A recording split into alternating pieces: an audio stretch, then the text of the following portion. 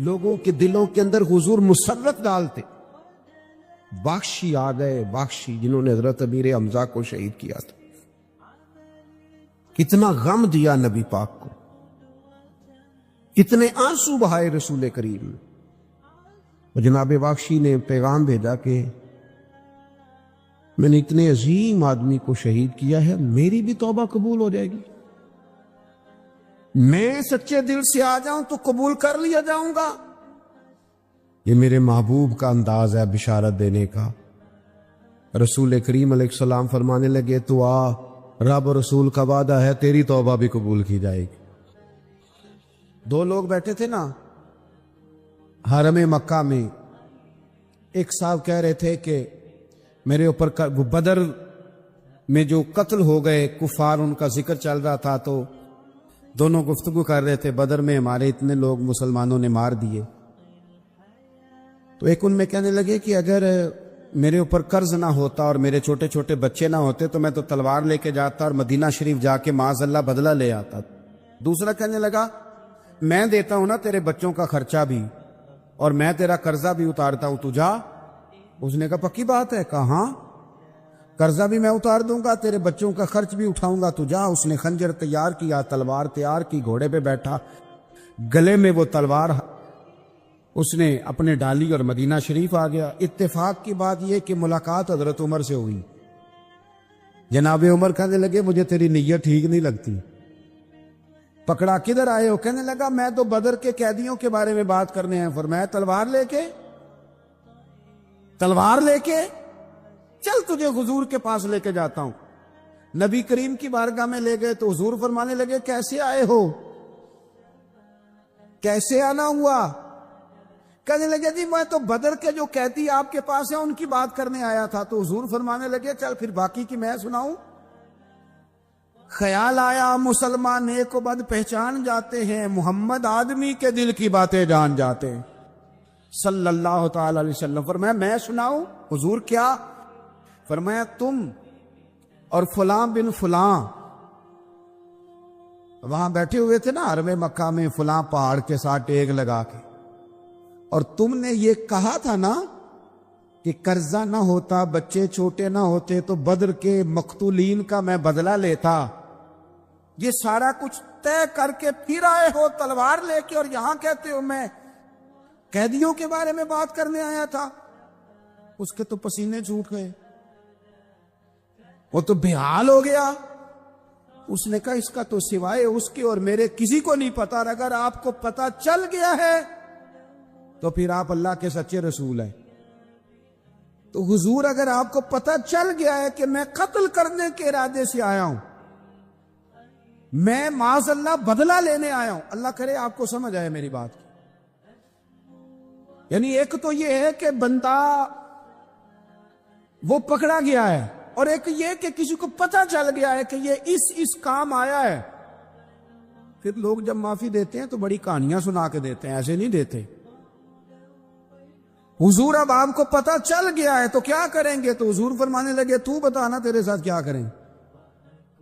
اس نے کہا کہ میں نے سنا ہے آپ معاف بڑا کر دیتے ہیں. یعنی یہ گھر سے کو پیار کرنے نہیں آیا، پھولوں کا گلدستہ لے کے نہیں آیا، تلوار لے کے آیا، لیکن یہ میرے محبوب کا حوصلہ ہے. اور آیا بھی این مسلمانوں کے بیچ ہے، جو چاہیں اس کے ساتھ کر سکتے ہیں. اس نے کہا معاف کر دیں، تو حضور نے فرمایا جا میں نے معاف کیا. حضور نے معاف کیا. وہ کہتا حضور معاف کر رہے تھے اور رب میرے دل میں ایمان کو تازگی عطا فرما رہا تھا. حضور نے معاف کیا اور میں نے کلمہ پڑھنا شروع کر دیا.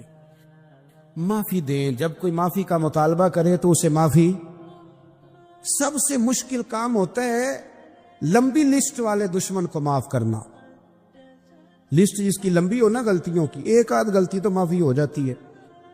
کچھ لوگوں کی لسٹ بھی بڑے کچھ عادی مجرم بھی ہوتے ہیں، لسٹ لمبی ہوتی ہے، ان کو معافی دینا بھی تھوڑا سا مشکل ہوتا ہے. لیکن کمال بھی یہ ہے کہ جس کی لسٹ لمبی ہو اسے یک جنبش قلم بندہ معاف کر دے. کو چھٹی ہو گئی، جا تجھے معاف کیا. اور یہ ہمیں کیوں کرنا چاہیے کہ میرا رب بھی ایسے کرتا ہے، میرا رب بھی ایسے وہ گنواتا تو نہیں نا. یہ بھی کیا، یہ بھی کیا، یہ بھی کیا۔ حضور فرماتے ہیں، ذرا سننا حدیث، حضور فرماتے ہیں کچھ لوگوں پہ اللہ کرم کی چادر ڈال کے نا قیامت والے دن، یہاں بھی اس نے پردہ رکھا تھا تو وہاں بھی کرم کی چادر ان پہ ڈلے گی، تو اللہ فرمائے گا یہ گناہ کیے تو چھوٹے چھوٹے گناہ اس کے گنوائے جائیں گے، اب وہ ڈرے گا، چونکہ پتہ تے سارا ہے نا سردار نو کیتیاں دا، اب وہ ڈرے گا، چھوٹے چھوٹے گناہ اس کے گنو، تو اس کا خیال ہے بڑے بڑے بھی نہ سامنے آ جائے، چھوٹی چھوٹی غلطیاں اس کی گنوائی جا رہی ہیں، جو ڈر رہا ہے، کانپ رہا ہے۔ قربان جائیں نبی پاک کے لفظوں، کچھ گلاں اجیاں نے قرآن پاک اجیاں نے، یہ نا میری دادی کہا کرتی تھی، میری اماں کہا کرتی تھی، اے کچھ کام اجائے نے، کچھ گلاں اجیاں نے کہ تے دل کردہ ہے صفحہ بند ہو جانا ہے تے معافی ہو جانی، یعنی ختم ہے یہ بات، اس سے آگے کسی نے سوال پوچھنا ہی نہیں۔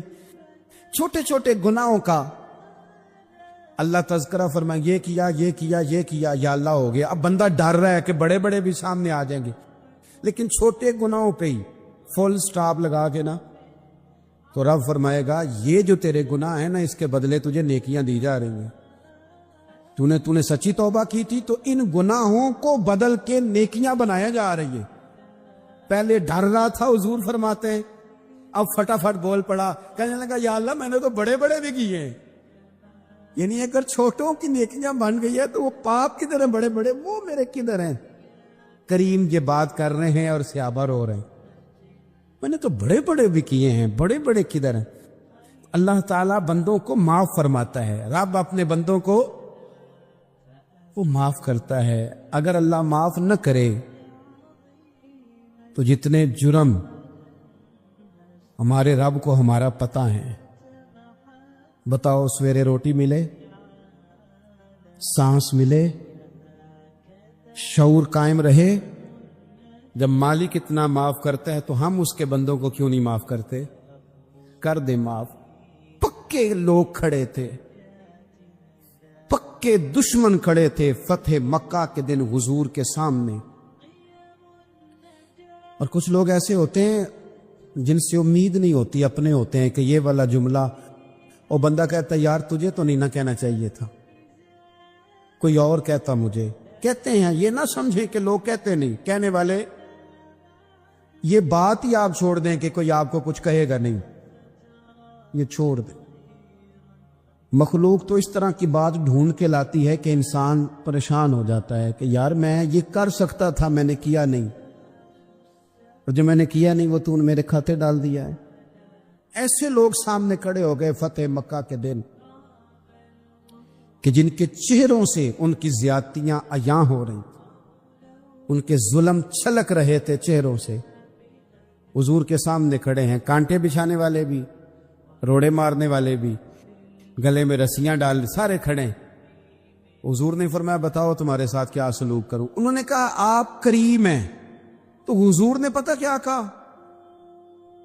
قرآن پاک میں ایک سورہ یوسف ہے، کچھ لوگوں کو لفظ قصہ بھی بڑا برا لگتا ہے، تو اللہ فرماتے ہیں نحن نقص علیک احسن القصص، محبوب ہم آپ کو ایک سونا قصہ سنانے لگے ہیں۔ اس کو اللہ نے قصہ کہا، سونا قصہ، سورہ یوسف کو۔ تو سورہ یوسف کیا ہے بھلا؟ ذرا انداز دیکھیے سورہ یوسف کا۔ پہلے حضرت یوسف لاڈلے ہیں باپ کے،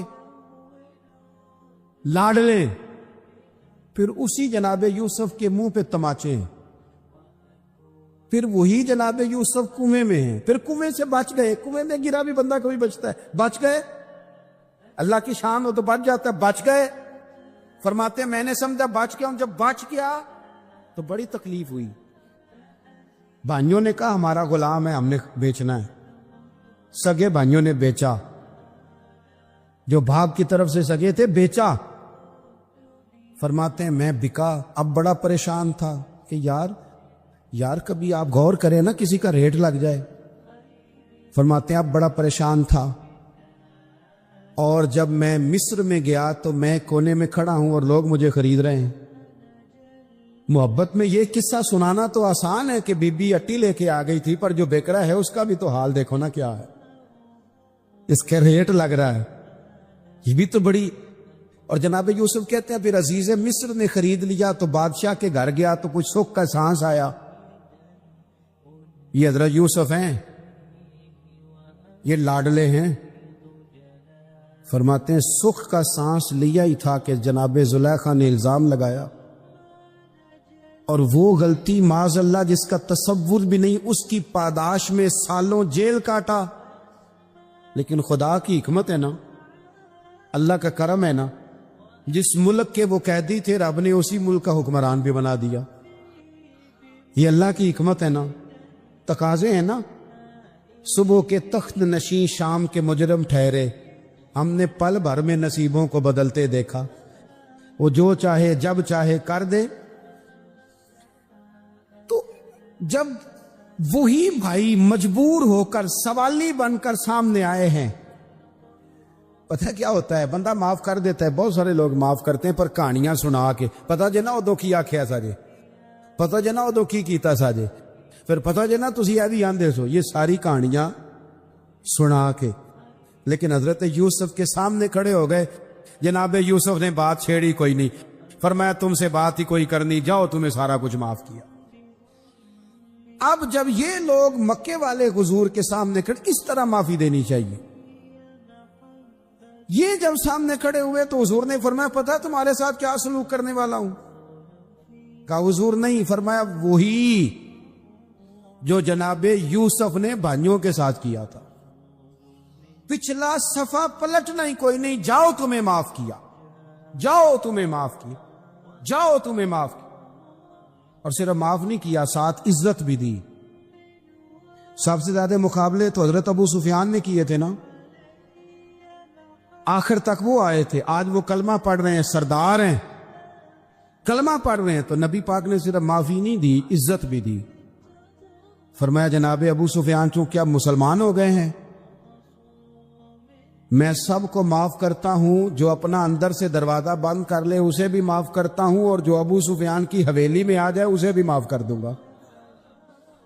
تو ابو سفیان وہ کہتے ہیں میں حیران ہی ہو گیا کہ اتنی بڑی بات، معافی بھی دی اور ساتھ عزت بھی دی. تو آج جو سبق آپ کی خدمت میں نے عرض کیا ہے، اس کو آپ امید ہے یاد رکھیں گے. ایک تو یہ کہ معافی مانگ لیں. اگر کسی جگہ ہمارا معافی مانگنا اگر ہم سمجھتے ہیں، ہمارا دل ضمیر گواہی دیتا ہے کہ مجھے معافی مانگنی چاہیے، تو معافی مانگے. اور دوسرا پھر معافی دیں بھی، اور معافی دیں، سیاسی صلح نہ کریں. معافی دیں تو پھر واقعی دیں، دل سے دیں. اسلامی تعلیمات کے اندر دو قسم کے حقوق اللہ تعالیٰ نے انسان کے ذمے لگائے ہیں. ایک حقوق اللہ ہیں اور ایک حقوق العباد ہیں. حقوق اللہ بھی بڑی ضروری ہیں. بعض لوگ حقوق العباد کی بات کرتے کرتے حقوق اللہ کا معاملہ انتہائی سادہ کر دیتے ہیں. وہ بھی بڑے ضروری ہیں. یعنی کیوں بندہ فارغ بیٹھا ہے اور بیٹھے بیٹھے اس نے بلا وجہ کیوں نماز چھوڑ دی؟ اسے کوئی مصروفیت نہیں تھی، کیوں اس نے نماز کا ترک کیا؟ ڈھیر سارے جوانوں کو میں دیکھتا ہوں کوئی خاص کام نہیں ہے، لیکن اس کے باوجود وہ جماعت کے ساتھ نماز ادا نہیں کرتے. تو عرض کرنے کا مقصد یہ ہے کہ کیوں نہیں جماعت کے ساتھ نماز پڑھی جا رہی؟ قرآن مجید نے کہا کہ وَرْكَعُوا مَعَ الرَّاكِعِينَ، رکوع کرنے والوں کے ساتھ کرو. بلا وجہ لوگ زکوٰۃ کے معاملے میں حیل و حجت سے کیوں کام لیتے ہیں؟ جب زکوٰۃ ضروری ہے تو اسے ادا کرنا چاہیے. اسی طرح بہت سارے لوگ ہیں جو مالی وسعت کے باوجود حج کے لیے حاضری نہیں دیتے، تو انہیں جانا چاہیے. حقوق اللہ کا جو معاملہ ہے اس میں بھی کوئی کمزوری دکھانے کی، مثلا میں کہتا ہوں کہ مجبوری کیا تھی؟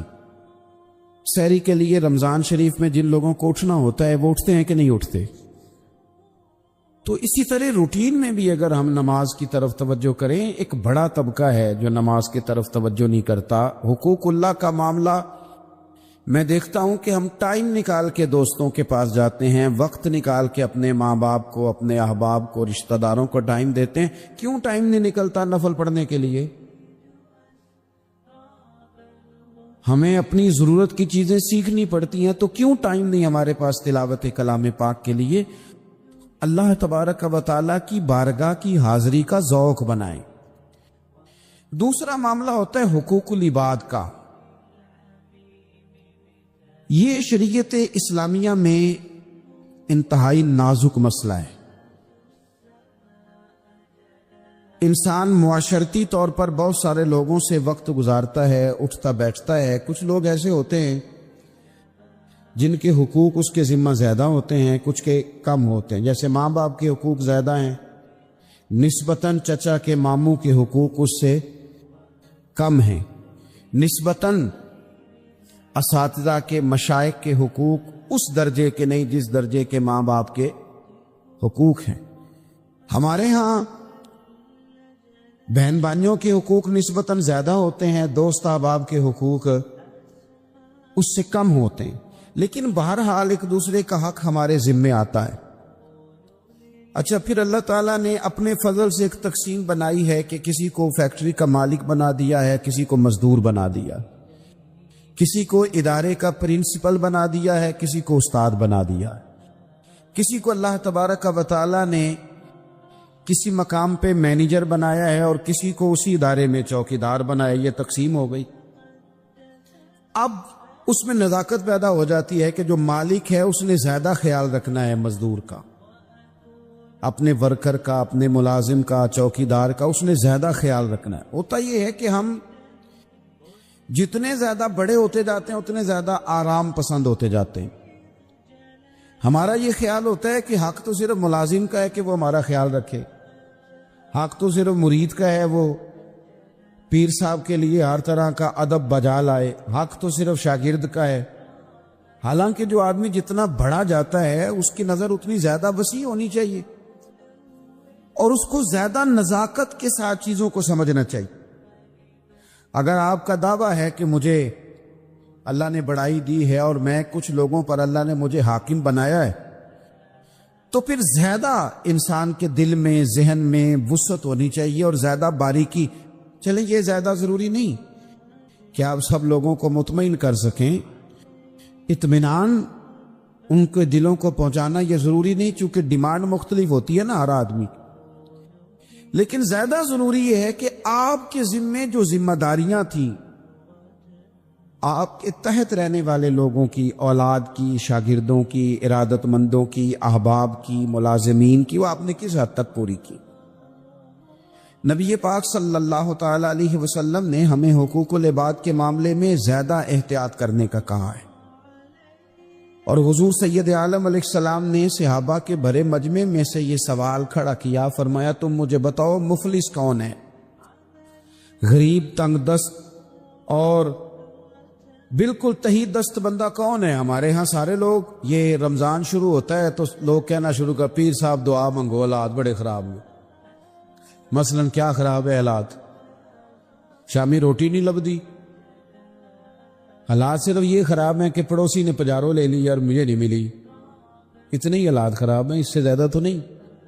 حالات اتنے ہی خراب ہیں کہ جو باہر بھائی چلا گیا تھا اس نے فلانی سوسائٹی میں پلاٹ لے لیا، میں پیچھے رہ گیا ہوں، اس سے زیادہ تو کوئی ایسا معاملہ نہیں۔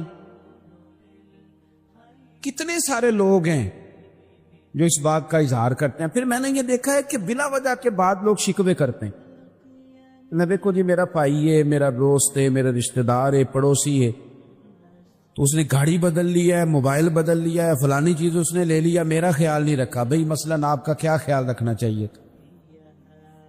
نہیں، اس نے موبائل لیا ہے 3 لاکھ کا، تو آپ کا خیال ہے کہ میرا یہ خیال رکھتا کہ 1.5 کا مجھے لے دیتا، 1.5 کا وہ یہ لے لیتا۔ یہ مطالبہ غلط ہے شریعت میں۔ آپ کے جو ذمے، اس کی ذمہ داریاں جہاں تک بنتی ہیں وہاں تک تو وہ ادا کرے گا۔ دیکھیں نا، شریعت اسلامیہ بڑا پیار کرتی ہے بندے کے ساتھ، تو کھرب پتی بندے پر بھی شریعت نے یہ نہیں قدغن لگائی کہ تو کھرب پتی ہے تو اس طرح کر 40% زکوٰۃ دے، یہ نہیں کہا۔ لاکھ پتی بھی 2.5% ہی دے گا اور ارب کھرب پتی بھی 2.5% ہی دے گا۔ اگر اس کے دل میں وسعت اللہ نے پیدا کیا تو وہ لوگوں کا خیال کرے۔ تو حقوق العباد کے معاملے میں بعض تو ہمارے مطالبات ہیں جو مطالبے سرے سے درست نہیں، سرے سے ٹھیک نہیں۔ لیکن جو بعض اوقات ہمارے وجود سے، لہجے سے، آنے جانے سے ٹھیس پہنچ جاتی، میں پرسنلی بعض چیزوں کو نوٹ کرتا ہوں اور مجھے ان کا بڑا خیال رہتا ہے. میں محسوس کرتا ہوں کہ نہ چاہتے ہوئے بھی ہمارے رویے سے بعض لوگوں کو تکلیف ہوتی ہے، نہ چاہتے ہوئے. تو حقوق العباد کے مسئلے میں ہم زیادہ کمزور ہو جاتے ہیں. آج یہ سوچنا ہے کہ وہ جو میری ذمہ داریاں ہیں، جو شریعت نے، دین نے، اسلام نے، اور کچھ میں نے خود کہیں شاگرد بن کر، کہیں ارادت مند بن کر، کسی جماعت کا ممبر بن کر، کسی مسجد کی ذمہ داری لے کر، کسی ویلفیئر کام کی ذمہ داری لے کر، کسی غریب کی ذمہ داری لے کر، کسی مزدور کی ذمہ داری لے کر، جو میں نے اپنے اوپر خود چیزیں ضروری قرار دے لی ہیں، میں ان میں کہاں تک کامیاب ہو سکا ہوں. اپنی ذمہ داریوں کا حضرت معاویہ بن خدیج رضی اللہ تعالیٰ عنہ ایک صحابی ہیں، وہ فرماتے ہیں کہ مجھے حضرت عمر نے کہیں بھیجا تھا جہاد کے لیے، تو میں وہ کامیابی کی خبر لے کر دوپہر کو لوٹا. تو عرب شریف کے اندر چونکہ گرمی زیادہ ہوتی ہے، میں نے مناسب نہیں سمجھا کہ میں حضرت عمر کو دوپہر کو جگا کے خبر دوں کہ حضور بے فکر ہو جائیں، اللہ نے کامیابی دے دی. میں نے شام ہونے کا انتظار کیا. یہ ان کے اچھے اخلاق کی علامت، اعلیٰ ظرفی کی بات بتا رہے ہیں. کہتے میں نے شام ہونے کا انتظار کیا، مغرب کے وقت یا عصر کے وقت میری ملاقات ہوئی تو میں نے حضرت عمر سے کہا کہ حضور الحمدللہ اللہ نے کامیابی دے دی، جس مہم پہ آپ نے بھیجا تھا وہ اللہ کے فضل سے اس مہم سے کامیابی ہو گئی. تو حضرت عمر فرمانے لگے دیر سے کیوں آئے؟ مجھے تو امید تھی کہ تم سرے دوپہر آ جاؤ گے. میں نے کہا حضور میں دوپہر کو ہی گیا تھا،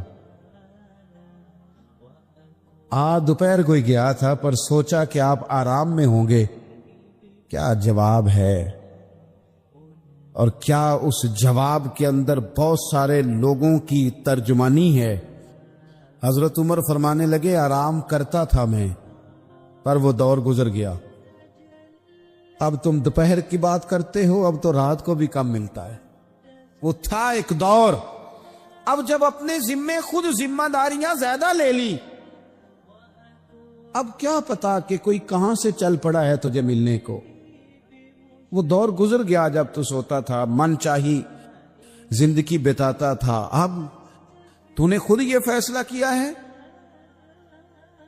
اب تو میں بھائی تم دوپہر کی بات کرتے ہو، میں تو رات کو بھی گشت کرتا ہوں کہ کوئی ضرورت مند تو نہیں، کوئی حاجت مند تو نہیں.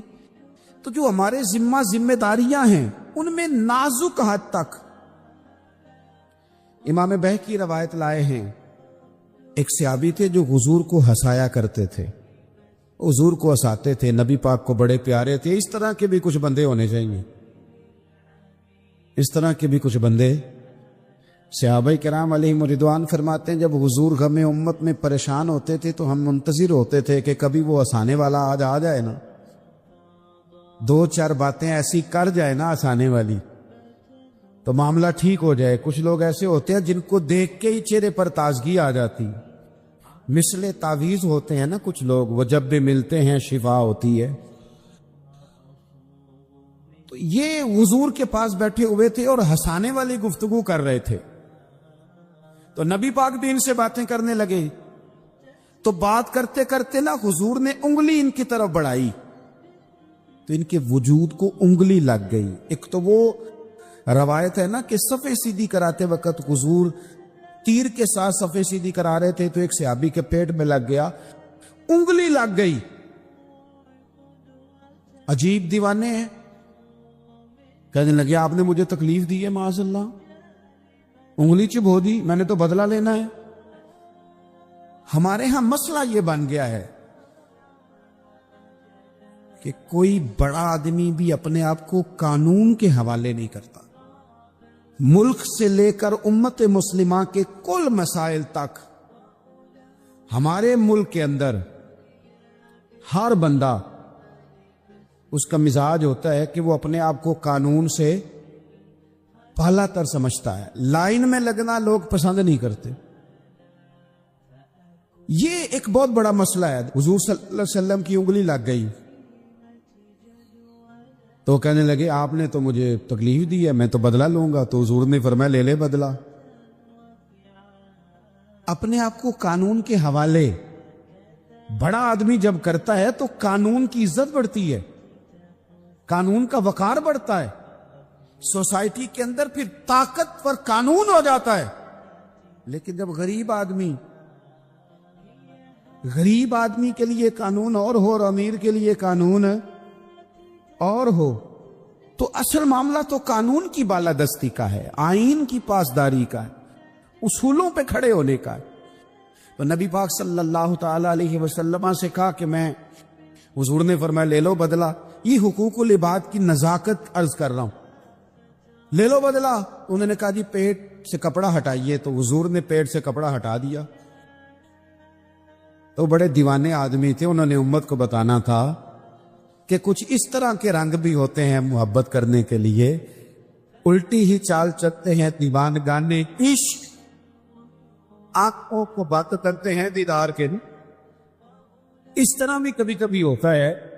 کپڑا حضور نے ہٹایا تو انہوں نے نبی پاک کے جسم دور کو چومنا شروع کر، کہنے لگے دن بڑے ہو گئے تھے، موقع نہیں کو بن رہا تھا، تو چلو یہ ایک موقع ملا ہے، حضور آپ کو کسی کے ساتھ زیادتی کر سکتے ہیں، تو میں تو موقع تلاش کر رہا تھا، اور میرے بھائی نماز کا بھی موقع تلاش کرتے تھے صحابہ، جہاد کا بھی موقع ڈھونڈتے تھے، پر محبوب سے محبت کا بھی موقع ڈھونڈتے تھے۔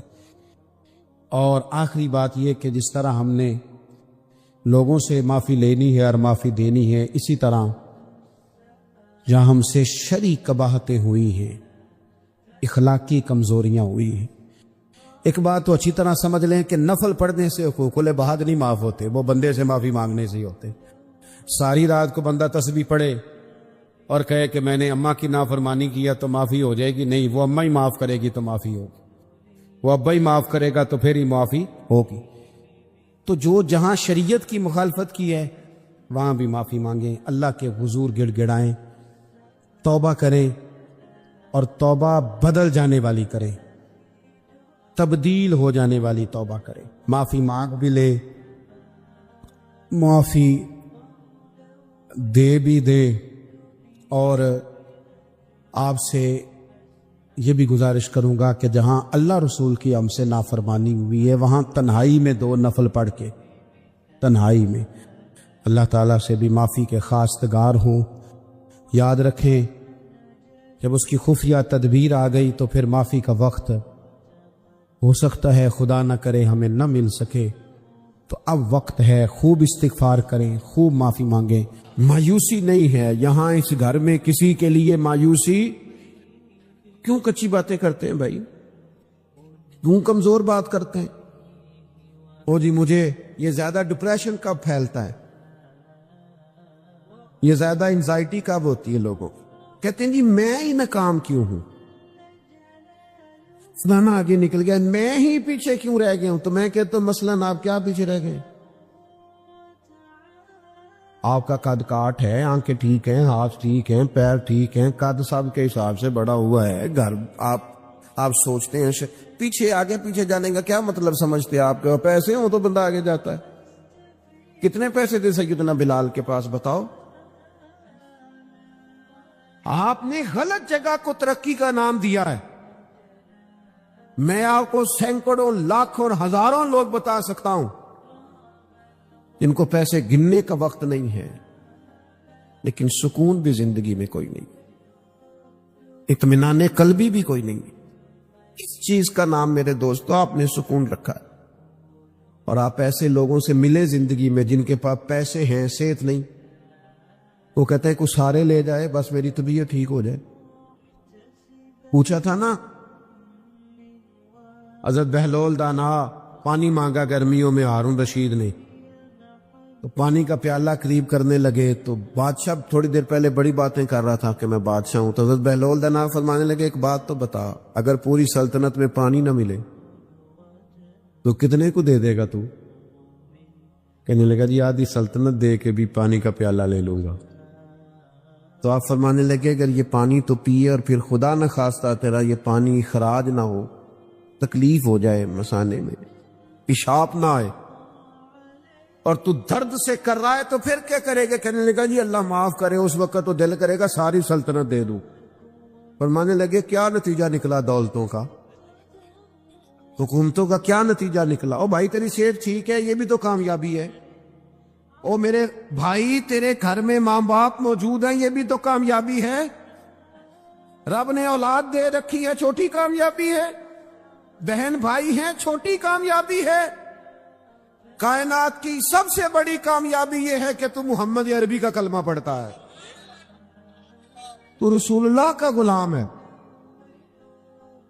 آپ دنیا میں گھوم کے دیکھیں، پی ایچ ڈی کی ڈگری رکھتا ہے، دنیاوی طور پر اتنا پڑھا ہے اور پوری دنیا میں بزنس کرتا ہے، سمجھدار ہے، لیکن رات کو جب کھڑا ہوتا ہے تو معاذ اللہ اپنے ہاتھ سے بنائے ہوئے بت کے سامنے کھڑا ہو جاتا ہے۔ تو پہلے دن سے رب کو سجدے کر رہا ہے، اسے بہت بڑی سعادت سمجھ، یہ بہت بڑی دولت ہے، اسے سمجھ۔ لیکن وہ ہمارے بچے اللہ جانے کس مایوسی کا شکار ہیں، کس پریشانی کا شکار ہیں، کس کمزوری کا شکار ہیں۔ آپ ان کمزوریوں سے باہر آئیں۔ میں تو کبھی کبھی اپنے احباب سے بھی کہتا ہوں، وہ میرے ایک دوست تھے، میں بھی علماء کے آئمہ کے حقوق پر بات کرتا رہتا ہوں، لیکن وہ ایک دوست تھے تو جنہوں نے کہا جی وہ لوگ پوچھتے نہیں مولویوں کو فلان نہیں کرتے، تو میں نے انہیں کہا کہ آپ اتنا کمزور لہجہ نہ ظاہر کریں، فرض ہو گیا ہے کہ لوگ اٹھ کے آپ کو سلوٹ ماریں۔ یہ دین کا طالب علم تو اتنی بڑی سعادت رکھتا ہے کہ ابھی اس نے ایک ڈگری بھی نہیں لئی، پہلے دن گھر سے نکلتا ہے تو حضور نے فرمایا فرشتے پیروں کے نیچے پر رکھ دیتے۔ تو جس کو پہلے دن اتنا پروٹوکول ہے وہ کچا کیسے پڑ گیا؟ اس نے یہ کیا کہا کہ فلانا مجھے سلوٹ نہیں کرتا، نہیں کو کرتا تو نہ کرے۔